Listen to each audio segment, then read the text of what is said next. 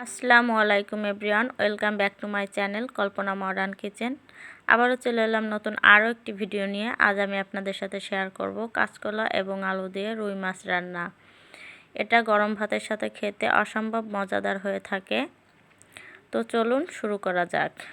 এর জন্য প্রথমেই আমি দুটি কলাকে এভাবে স্লাইস করে কেটে নিয়েছি।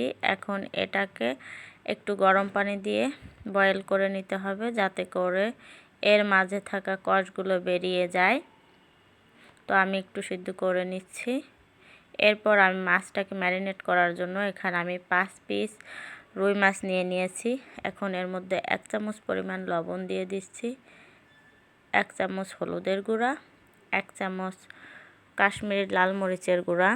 এগুলো দিয়ে ভালো করে মেখে নিতে হবে। দেখুন মাখা হয়ে গেছে। এখন আমি এটা রেখে দিচ্ছি। এরপর চলে যাব মূল রান্নায়। এখন একটা কড়াইয়ে আমি পরিমাণ মতো তেল দিয়ে নিয়েছি। তেলটা গরম হয়ে আসলে এর মধ্যে আমি 1 কাপ পরিমাণ পেঁয়াজ কুচি দিয়ে দিব।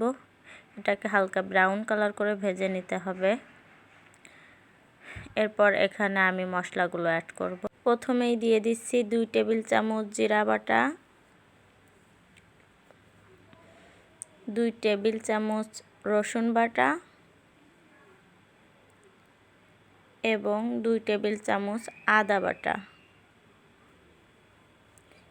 এরপরে দিয়ে নিব কিছু কাঁচামরিচ ফালি। এখন দিয়ে নিব 2 টেবিল চামচ লবণ,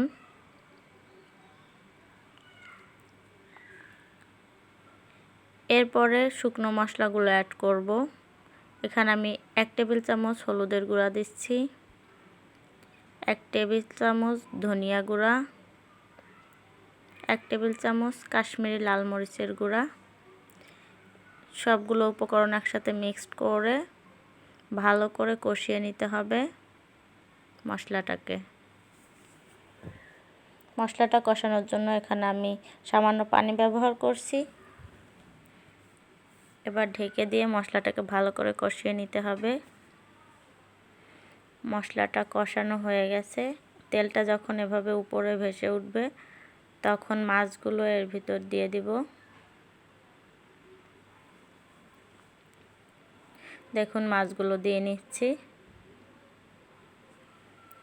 মাছগুলো দিয়ে নেড়ে চেড়ে কয়েক মিনিট কষিয়ে নিতে হবে।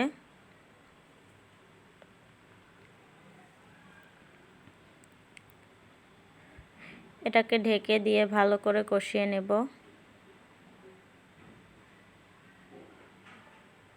ফিরে এলাম কয়েক মিনিট পর। দেখতেই পাচ্ছেন তেলটা এরকম উপরে উঠে এসেছে।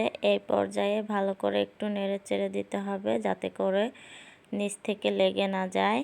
এরপর নেড়ে চেড়ে ভালোভাবে কষিয়ে নেওয়ার জন্য এখানে সামান্য একটু পানি ব্যবহার করব। আবারও পানিটা দিয়ে ভালো করে নেড়ে চেড়ে আর একবার কষিয়ে নিতে হবে।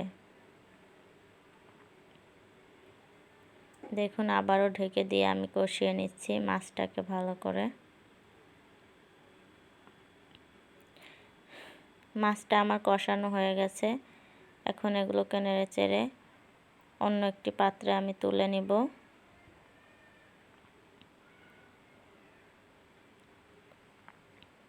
দেখুন মাছগুলো আমি তুলে নিয়েছি। এখন মশলাটার ভিতরে আমি আগে থেকে কেটে রাখা আলুগুলো দিয়ে দিচ্ছি। এখন আলুগুলোকে হালকা একটু কষিয়ে নিব, কারণ কলাগুলো আমি আগে থেকে যেহেতু একটু সিদ্ধ করে রেখেছিলাম, তাই আলুগুলোকে একটু কষিয়ে নিচ্ছি। আলুগুলো কষানো হয়ে গেছে। এখন আমি এর মধ্যে সিদ্ধ কলাটাকে দিয়ে দিব। এখন এগুলোকে নেড়ে চেড়ে ভালো করে কষিয়ে নিতে হবে। দেখুন এগুলোকে ঢেকে দিয়ে আমি কয়েক মিনিট কষিয়ে নিচ্ছি। কষানো হয়ে গেছে। এখন আমি ঝোলের পানিটা অ্যাড করব। এখানে আমি আমার পরিমাণ মতো ঝোলের পানি দিয়ে নিচ্ছি। আপনারা আপনাদের পরিমাণ মতো ঝোলের পানিটা অ্যাড করে নেবেন। এখন নেড়ে চেড়ে হাই হিটে কয়েক মিনিট তরকারিটাকে রান্না করে নিব। দেখুন তরকারিতে বলক চলে এসেছে। এখন আমি কষিয়ে রাখা মাছগুলো এর মধ্যে দিয়ে নিচ্ছি। এরপর কিছু সময় রান্না করে নিয়েছি। দেখুন আমার রান্নাটা কমপ্লিট, কত সুন্দর হয়েছে। এখন এটা গরম ভাতের সাথে পরিবেশন করে খেতে পারবেন। ভিডিওটি ভালো লেগে থাকলে অবশ্যই লাইক, কমেন্ট, শেয়ার করতে ভুলবেন না। সবাই ভালো থাকবেন। আল্লাহ হাফেজ।